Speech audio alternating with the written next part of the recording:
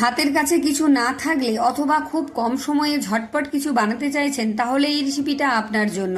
তাছাড়া এখন যা গ্যাসের ক্রাইসিস, খুব কম সামান্য গ্যাস খরচ করে একদম 5 মিনিটে বানিয়ে নিতে পারবেন আজকের এই সুন্দর একটা রেসিপি। এটা একদম অন্যরকম, এটা একটা নেপালি ডিশ। গরম গরম রুটির সাথে বা ভাতের সাথে কিন্তু দুর্দান্ত লাগবে। তাহলে চলুন শুরু করি আজকের রেসিপি। নমস্কার বন্ধুরা, কেমন আছেন সবাই? ভালো তো? পাপিয়ার ঘরোয়া চ্যানেলটিতে সকলকে জানাই স্বাগত। চলে এসেছি আবার একটা দুর্দান্ত স্বাদের রেসিপি নিয়ে। রেসিপিটা শুরু করার জন্য আমি প্রথমেই একটা বড় দেখে আলু আগে থেকেই ভাতের মধ্যে দিয়ে সেদ্ধ করে রেখেছি। এতে যেমন গ্যাস কম খরচ হবে, তেমনি সময়টাও কম খরচ হবে।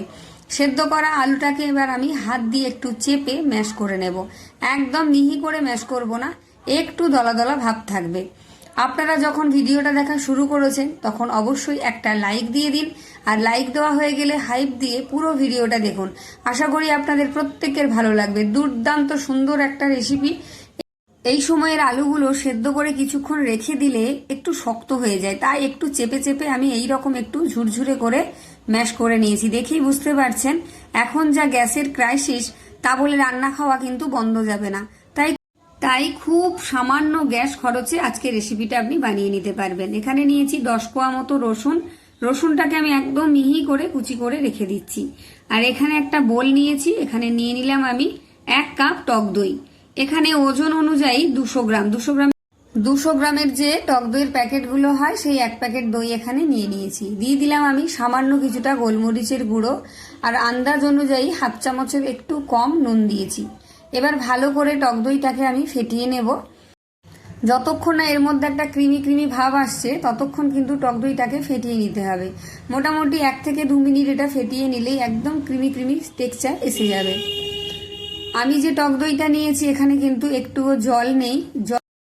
জল ছাড়া টক দই নেওয়ার চেষ্টা করবেন, তাহলে রেসিপিটা ভীষণ সুন্দর হবে। দেখুন কতটা কম সময়ে আর একদম সামান্য গ্যাস খরচ করে আপনি ঝটপট বানিয়ে নিতে পারবেন। এই জায়গায় দেখুন দইটা একদম ক্রিমি টেক্সচারে এসে গেছে। এবার এটাকে একধারে সরিয়ে রেখে দিলাম। আর নিয়ে নিয়েছি এখানে 1/2 চা চামচ মতো গোটা জিরে। হালকা করে এটাকে আমি ভেজে নিচ্ছি। ভাজা হয়ে গেলে নামিয়ে এটাকে আমি গুঁড়ো করে রেখে দেবো। এই সময় কিন্তু ভাজা হয়ে গেছে, ভাজা গন্ধ বেরিয়েছে। ওটাকে আমি ঠান্ডা করে গুঁড়ো করে রেখে দেব। এবার আমি ওই তড়কা প্যানের মধ্যেই দিয়ে দিলাম বেশ কিছুটা সর্ষের তেল, আর নিয়েছি এখানে 1/2 চামচ গোটা জিরে। জিরেটা একটু ভাজা হয়ে এলেই এর মধ্যে দিয়ে দেব আমি সেই রসুন কুচিগুলো, যেগুলো আগে থেকে আমি কুচি করে রেখেছি। রসুন কুচি দেওয়ার পরেই কিন্তু গ্যাসটা আমি বন্ধ করে দিয়েছি, কারণ তেলটা খুব ভালোভাবে গরম হয়ে গেছে। এবারে যদি গ্যাসটা জ্বালিয়ে রাখি তাহলে সমস্ত মশলাগুলো পুড়ে যেতে পারে। দিয়ে দিলাম সামান্য কিছুটা আদা কুচি, আর দিয়ে দিলাম 4-5 খানা কাঁচা লঙ্কা কুচি। গরম তেলের মধ্যেই কিন্তু এটা নাড়াচাড়া করতে থাকবো। গরম তেলের মধ্যেই নাড়তে নাড়তে এটা ভাজা হয়ে যাবে। আপনারা কে কোথা থেকে দেখছেন কিন্তু অবশ্যই আমাকে কমেন্ট করে জানিয়ে যাবেন, তাহলে আপনাদের প্রত্যেককে আমি ধন্যবাদ জানাতে পারবো। সবকিছুই কিন্তু খুব সুন্দর করে ভাজা হয়ে গেছে। এবার দিয়ে দিলাম কিছুটা কাসৌরি মেথি। এটা দেবেন, ভীষণ সুন্দর একটা স্বাদ আর গন্ধ দুটোই আসবে। কাসৌরি মেথিটা ভাজা হয়ে যেতেই নিয়েছি এখানে 1/2 চামচ কাশ্মীরি লঙ্কার গুঁড়ো। এটাতে ঝাল হবে না, কিন্তু সুন্দর একটা রং আসবে। অবশ্যই এটা দেবেন। আমি যেগুলো যেগুলো দিচ্ছি প্রত্যেকটা জিনিসই দেবেন। তবে রসুন যদি আপনারা কম খেতে চান তাহলে রসুনের পরিমাণটা আপনারা কমিয়ে নিতে পারেন। ভালো করে নেড়েচেড়ে একটু ভেজে নিয়েছি। এবার এটাকে আমি নামিয়ে নেব। আপনারা চাইলে এখানে একটু কারি পাতাও দিতে পারেন। এবারে যে টক দইটা ফেটিয়ে রেখেছিলাম সেটা নিয়ে নিলাম, একটু নেড়েচেড়ে নিয়েছি। এবার যে তরকাটা আমি তৈরি করলাম সেটা এর মধ্যে দিয়ে দিলাম। দিয়ে একটু চামচ দিয়ে ভালো করে নেড়েচেড়ে মিশিয়ে নিতে হবে। দেখুন কতটা সুন্দর লাগছে দেখতে, ভীষণ সুন্দর একটা গন্ধ বেরিয়েছে। টেস্টটাও কিন্তু ঠিক সেই রকমই আসবে, সেই স্বাদ হবে। নিয়েছি কিছুটা এখানে পেঁয়াজ কুচি, তবে এতটা দেবো না, আমি অল্প কিছুটা রেখে দিয়ে দিচ্ছি। পেঁয়াজটা যদি আপনারা কম খেতে চান তাহলে কম ব্যবহার করতে পারেন। আমরা একটু বেশি কাঁচা পেঁয়াজ পছন্দ করি, তাই একটু বেশি করে দিলাম। এখানে মোটামুটি বড় সাইজের একটা পেঁয়াজ কুচি দিয়েছি। দিয়ে দিলাম কিছুটা বিট লবণ, আর এখানে দিয়ে দিচ্ছি কিছুটা ভাজা জিরের গুঁড়ো, যেটা আমি ভেজে আগে থেকেই গুঁড়ো করে রেখেছিলাম। দিয়ে দিলাম কিছুটা ধনেপাতা কুচি। এবার যে আলুটাকে আমি আগে থেকে ম্যাশ করে রেখেছিলাম সেটাও এর মধ্যে দিয়ে দেব। দেখুন কতটা ঝটপট তৈরি হয়ে যাচ্ছে। কোনো রকম গ্যাস পোড়ানোর ঝামেলা নেই, মশলা বাটাবাটির ঝামেলা নেই, আর বেশি মশলারও এখানে লাগছে না, বেশি তেলও লাগছে না, খুব ঝটপট তৈরি হয়ে যাচ্ছে। ডিনারে কিন্তু এরকম ঝটপট একটা রেসিপি আপনারা তৈরি করে নিতে পারেন। রুটির সাথে, লুচির সাথে ভীষণ ভালো লাগবে খেতে, গরম ভাতের সাথেও ভালো লাগবে। এটা একটা নেপালি ডিশ, এটাকে চুকানি বা চুকৌনি বলে। এটা খেতে ভীষণ সুন্দর হয়, একবার অবশ্যই বাড়িতে বানিয়ে খাবেন।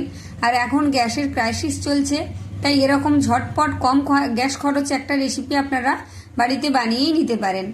খুব ভালো করে সব কিছুকে কিন্তু একটু মিশিয়ে নিতে হবে, কিন্তু জায়গাটা আমার বড্ড ছোট হয়ে গেছে, তাই একটা বড় প্লেটের মধ্যে এটাকে আমি ঢেলে নেব। দেখুন কতটা লোভনীয় হয়েছে দেখতে। ডিশটা কিন্তু আমার পুরোপুরি রেডি হয়ে গেছে।